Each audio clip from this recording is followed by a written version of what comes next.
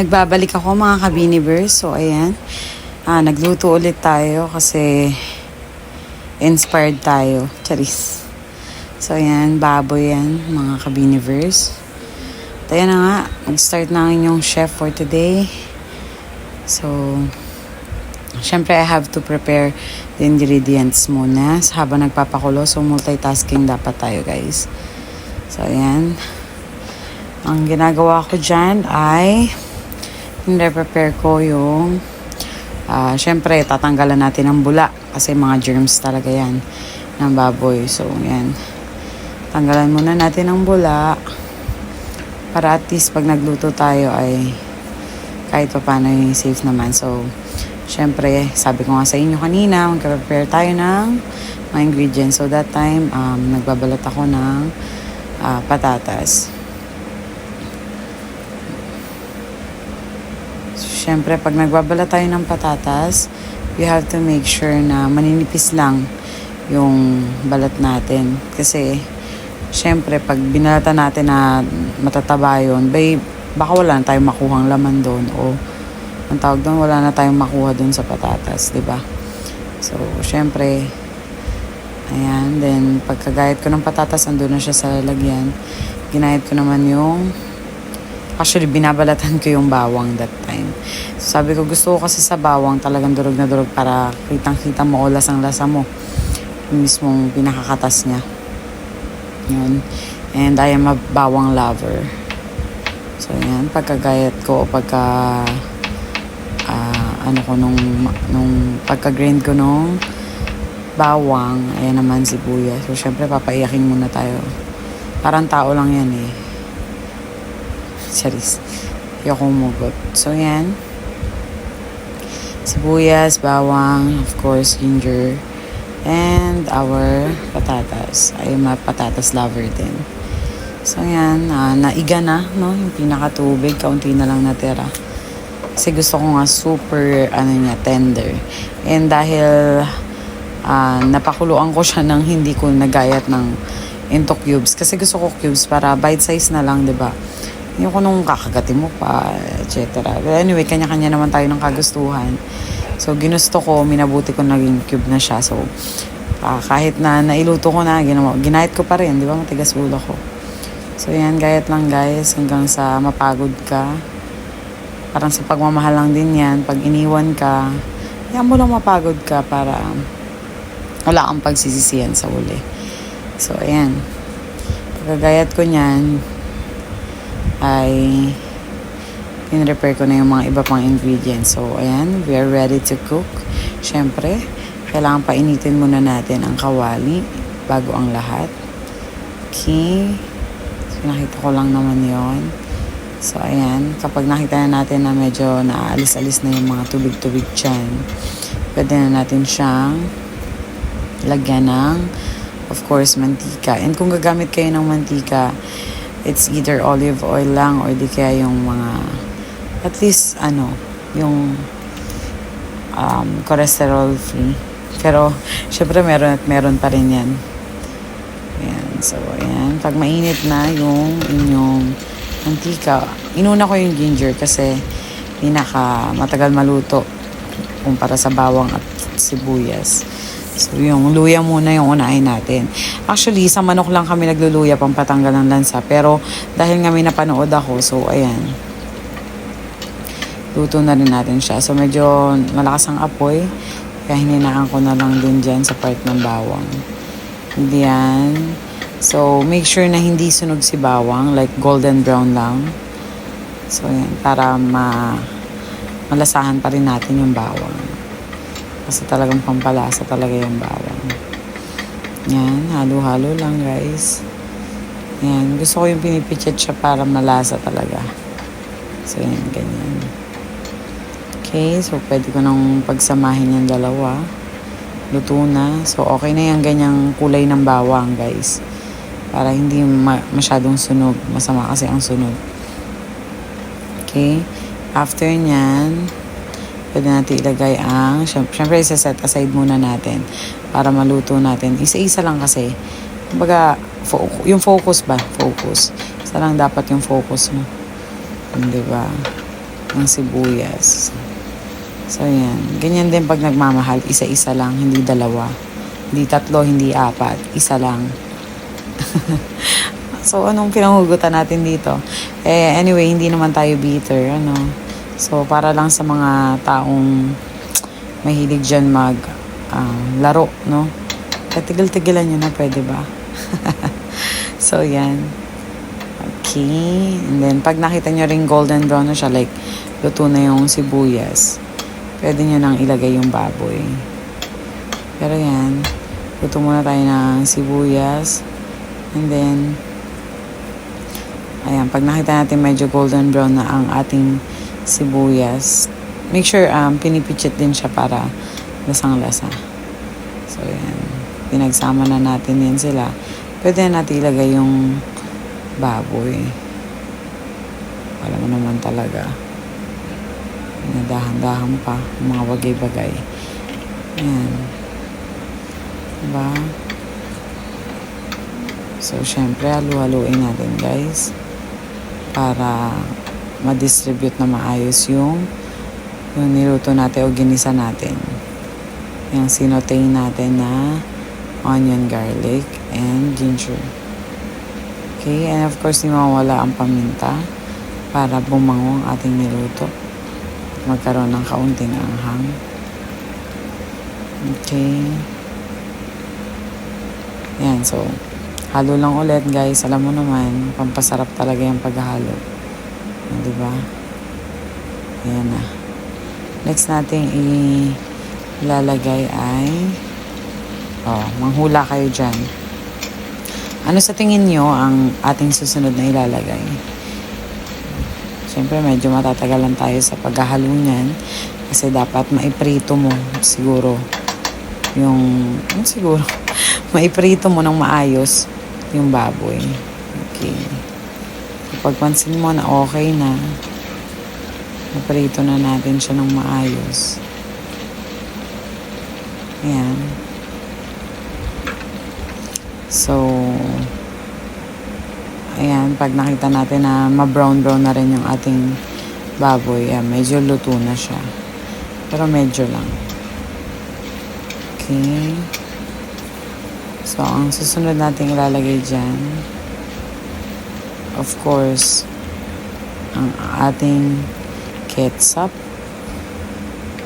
Pero, medyo, parang ang tagal dun sa part na yun Hindi pa pala. Anong tawag dyan? Patatas. So, lagay muna natin yung ating patatas. Pag po pala nagayat kayo ng patatas, make sure na meron kayong tubig. Kasi parang apple lang din yan Madaling mag-brown. Mag-turn into brown. So, to keep the freshness of patatas, lagay nyo, ibabad nyo sa may tubig. So, yan. Kailangan nating maiprito yung patatas para lumambot din siya kasabay ng baboy. Then, of course, laurel. Pampabango. Ayan. So, luto lang tayo dyan ng mga yan. Okay, and then, ito na yung sinasabi sa inyo. Lagyan na natin ng ketchup. Ang gagamitin yung ketchup UFC. Banana ketchup. Okay. So, ayan. Nilagay ko na nga. At of course, ang mamasitas. Ayan na. Halo-halo na natin, guys. Okay. Then, another mamasitas. Okay, halo ulit, guys. Alright. Of course, ang soy sauce.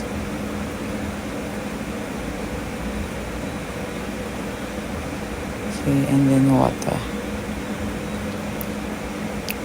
So, yan.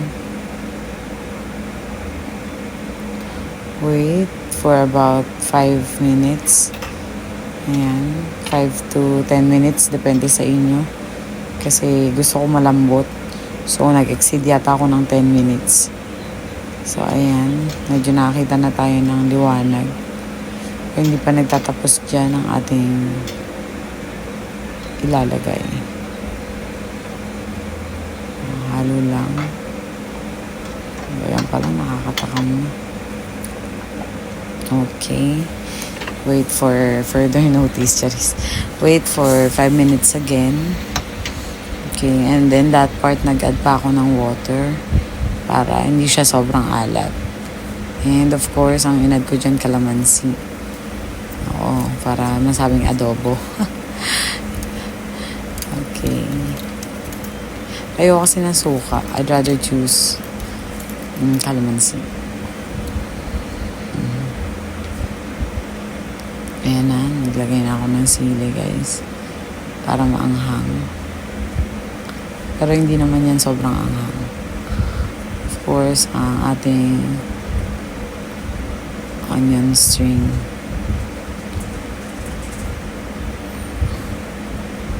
Okay, so ayan na, luto na, guys. Igang adobo. Diba?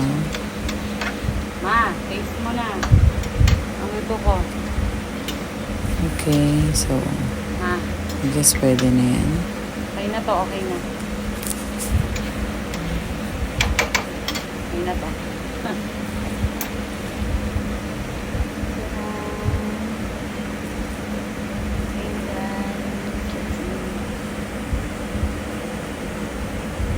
Oh, lalang. Sarap.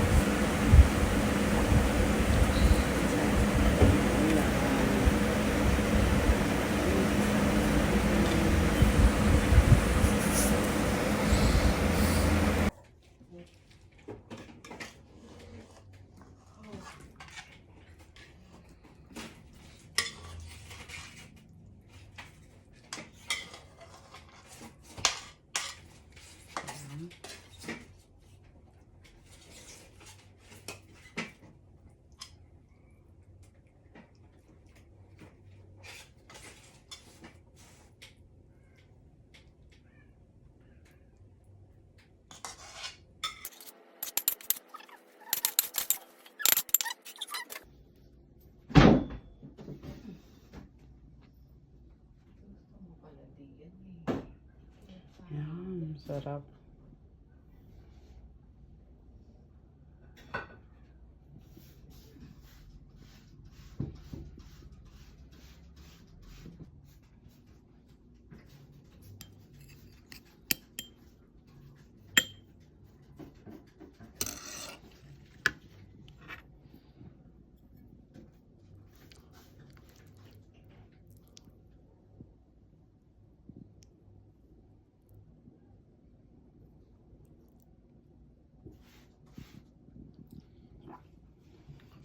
Try it.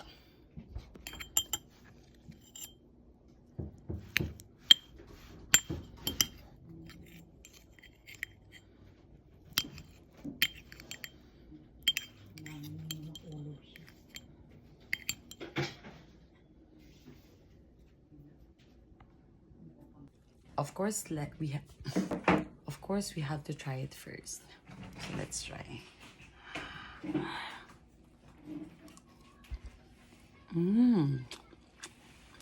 So tender. So juicy. And it's so yummy.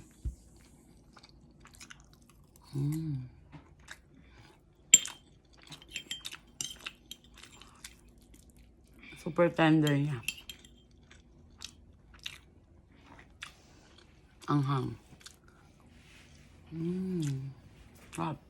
Pwede na mag-asawa. Puro laman, wala masyadong taba. Talagang walang taba. Pinili mo yata walang taba. Eh, Ano, kasi Ma? nga. Sarap. Ma, Mm. sarap. Mm. Pwede na. Mm. At kaya mga nanay, hindi proud. Sarap na, Ma. Ma, okay ako na. Okay. Okay lang?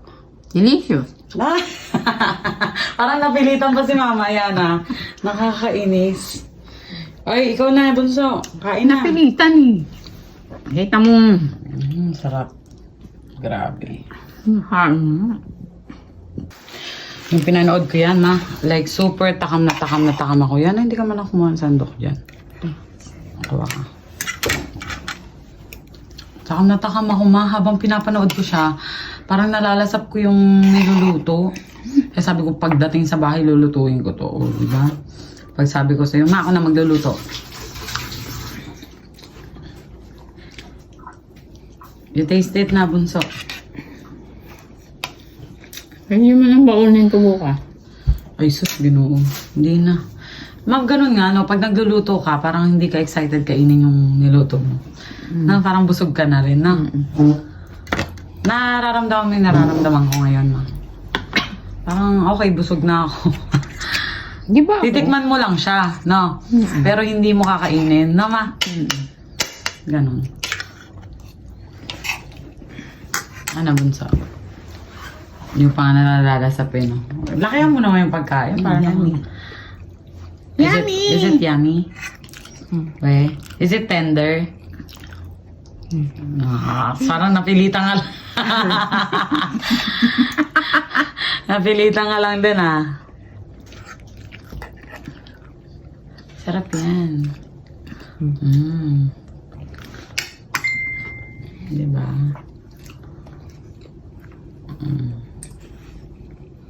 Tikman mo yung patatas.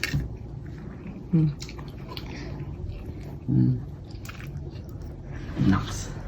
Ang lasa? Approve ba? Approve? Ha? Approve.